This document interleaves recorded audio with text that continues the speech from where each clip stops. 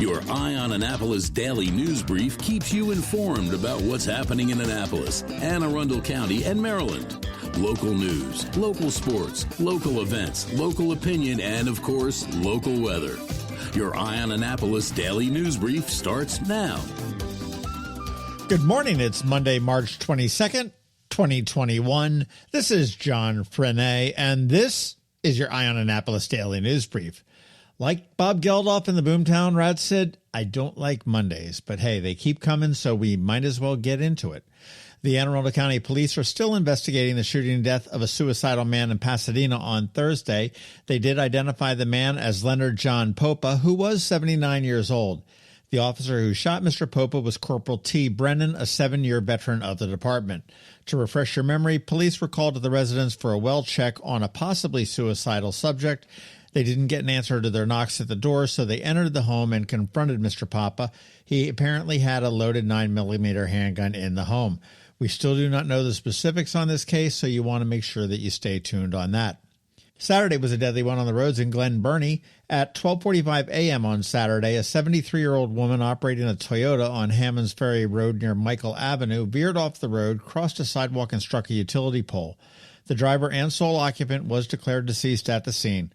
Later that afternoon at about 3:15 p.m., a 45-year-old woman was operating a Scion on Route 10 at the Ordnance Road off-ramp at a high rate of speed. She lost control of the vehicle, ended up striking several trees. She was also pronounced deceased at the scene, and the two passengers in the car, two juvenile females, were sent to shock trauma, one with life-threatening and the other one with serious injuries. And in some better police news, smile, you'll be on candid camera this summer. The body-worn camera program is moving along in Anne Arundel County. Police have accepted an initial delivery of the cameras and are in the process of training with them right now. They will automatically activate if a vehicle's emergency lights or sirens are activated, so hopefully there won't be any of that, oh, I forgot to turn on the camera, excuses. The Annapolis Police Department currently does have body-worn cameras, and they've had them for several years, so welcome to the club, Anne Arundel. After a horrible year of losses of life, the Federal Emergency Management Agency, or FEMA, announced that they would be covering the funeral expenses for a COVID-19 death. They are not quite ready for prime time yet. They expect to begin accepting applications in April. They have a $2 billion budget, and they estimate they will make direct payments to families between $3,000 and $7,000. There are some stipulations. The death must have occurred in the U.S. after January 20th of 2020. The death certificate must say COVID as a cause of death. The applicant must be a U.S. citizen, non-citizen national, or qualified alien. However, there's no similar requirement on the deceased person. More info is going to be posted on eyeonannapolis.net when we find out, or you can keep your eye out on FEMA.gov. That's FEMA.gov.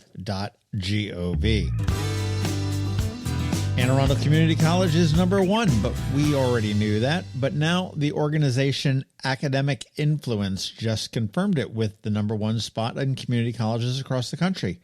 They were ranked with 838 others and were the only Maryland college to make the top 10. Rounding out the top 5 are Roxbury Community College in Massachusetts, Eastern Maine Community College, predictably enough in Maine, Springfield Technical Community College, also in Massachusetts, and the College of Marin in California. So congratulations to Dr. Lindsay. Congratulations to everybody that works at AACC. Congratulations to all the students. Job well done. Governor Hogan was eating his way around town this weekend because it is Annapolis Restaurant Week. The governor hit up McGarvey's Fed House in Middleton on Saturday, and you too can be just like the governor and help support our local restaurants, and I suggest that you do that. You want to make sure you visit AnnapolisRestaurantWeek.com. It's all spelled out, and make a plan. It does run through the 28th, and most of the restaurants that are participating do have dine-in, dine-outside, curbside pickup, delivery options. Get a taste of yum this week. Finally, did you catch the local business spotlight on Saturday with Marty Etzel from the Flag House Inn? It was finally one that was done in person again, and I was so happy to be able to sit down with him literally across a table and have a conversation. And I hope you did take some time to listen to the bonus pod we released on Friday on Queen Anne's County, as well as the upcoming Bay Bridge Boat Show. Okay, that's it. But first, a quick thank you to our sponsors for this daily news brief. Solar Energy Services up in Millersville. the Kristi Neidhardt Team of Northrop Realty, a Long and Foster company, and the Bay Bridge Boat Show, which is coming up, as I said, in April. It is Monday, so of course we have Alsina from Covington-Alsina with your Money Monday report. And like always, George Young from DCMDV Weather is here with your locally forecast weather. George, Ann, and the rest are coming up in just 60 seconds.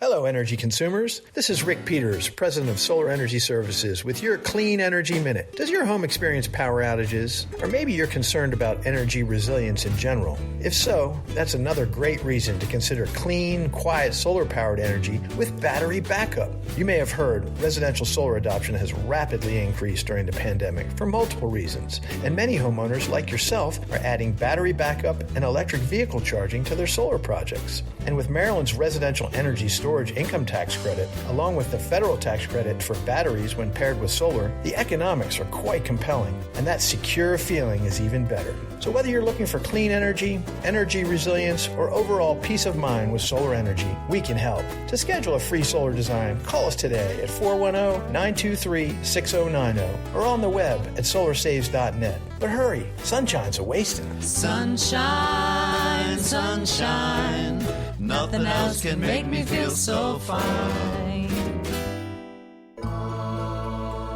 When you live near Annapolis, you know how fickle the weather can be. So you need a truly local forecast that's accurate and reliable. Forecast right here in Annapolis. DCMDV Weather is not just for today, but for the rest of the week and the weekend too. Now here's George Young of DCMDV Weather with the weather outlook for today and beyond. Hey everyone, this is George with DCMDV Weather, and this is your Eye on Annapolis forecast for Monday, March 22nd. It was a pleasant springtime weekend for the Annapolis region, despite some chilly AM lows each day, and this week should be a fairly nice, very typical spring setup for the area with highs mainly in the 60s, with some 70s possible Thursday and Friday, along with a few chances of some relatively light showers throughout the next 7 days. Look for sunny highs today in the mid to upper 60s, with temps cooler still by the water, followed by mixed skies tomorrow with highs 60 to 65, before more mixed skies Wednesday and highs again low to mid-60s before warmer temps Thursday and Friday, with temps upper 60s to maybe lower 70s Thursday, leading into mid to upper 70s Friday before sunshine and 60s Saturday with more 60s likely on Sunday. As for rain chances for the week, there's a very small chance for some showers overnight Tuesday into early Wednesday AM with another small chance of rain late Thursday into Friday, with a third chance coming late Sunday into Monday, with next Monday likely bringing the biggest threat of measurable rain for Arundel County. Okay, that's it for today. This is George Young of DCMDV Weather. Make it a great day out there. Stay healthy and be safe. And be sure to get our free app on all of your devices by searching DCMDV Weather in the Apple or Google App Store. And also be sure to follow us on Facebook and Twitter and use our website each day by visiting DCMDVAweather.com so you can always stay weather informed. The all-new combined in-water Bay Bridge Boat Show is coming to Stevensville, Maryland on April 15th through the 18th at the Bay Bridge Marina, right in the shadow of the Chesapeake Bay Bridge and just steps off of Route 50. See hundreds of power and sailboats on display. Shop from the top brands of nautical gear and equipment and take advantage of the many educational opportunities. The Bay Bridge Boat Show, Power and Sail, 2 shows in one. Purchase your tickets today at AnnapolisBoatShows.com. Again, that's AnnapolisBoatShows.com, and we'll see you at the show. You work hard for your money. Is your money working hard for you? Managing and investing, it can be confusing. Ann Alsina, a financial planner from CovingtonAlsina, has been helping people make sense of it all for over 17 years. Are you ready? Now here's your Monday Money Report. This is Ann Alsina of CovingtonAlsina with your Monday Money Report. Last week, the market set another all-time high before retreating on Thursday. Overall, the week was essentially flat. Jerome Powell, the chairman of the Federal Reserve Bank Board of Governors, referred to as the Fed, reported that they intend to keep interest rates low through 2023. At the same time, they revised growth estimates upwards, expecting the economy to expand by 6.5% this year, and inflation staying below long-term averages at 2%. Further, they expect to see unemployment fall from the current 6.2% to 4.5% by year-end, and to 3.9% by the end of 2022. Remember that our central bank is alone in the world in having a dual mandate. They look at not just inflation, but also unemployment. Their projections are calling for inflation to remain stable and not rise above 2% until 2023, at which point unemployment would be around 3.5%. Low interest rates help borrowers but hurt savers. The idea is that lower interest rates on bonds drives people to invest in stocks to generate returns. And recent data shows that about 40% of the stimulus payments will be invested in equities. Other money news is that the IRS has extended the tax filing deadline to May 15th, giving us an extra month to prepare, file, and pay any taxes due. While Maryland has also extended the state deadline, not every state has done this. If you file in multiple states, be sure to check your state's deadline. We've had multiple questions this week about ways to reduce your taxes, especially from self-employed folks. Remember that you have until May 15th to fund your IRA for 2020. If you're self-employed, you can open a SEP IRA. That stands for Simplified Employee Pension, and is really just another form of IRA that allows higher contribution limits. You can contribute the lesser of 25% of your net earnings, or $57,000. That contribution is a dollar-for-dollar reduction in your taxable income. Your action to take this week is for everyone with a high-deductible health plan. If you have that and a health savings account, plan now to maximize your contributions to that account. A single individual can contribute up to $3,600, and a family can contribute up to $7,200.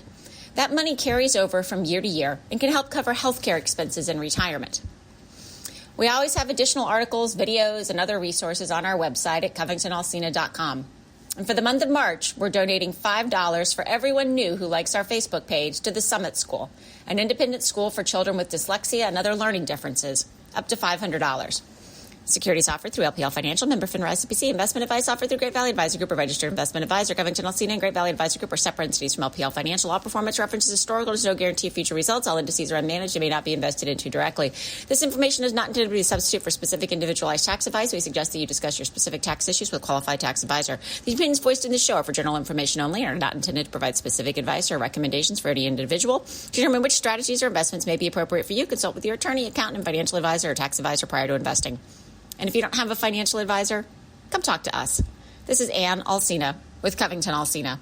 Another moving moment from Kristi Neidhardt of the Kristi Neidhardt Team from Northrop Realty, a Long and Foster company. I've always loved being a realtor because to me, it's more than a job. It's something that gives me an incredible sense of helping others. And this year in particular, when so many people we've helped had to move rather than wanted to move, it gave me an even greater sense of purpose.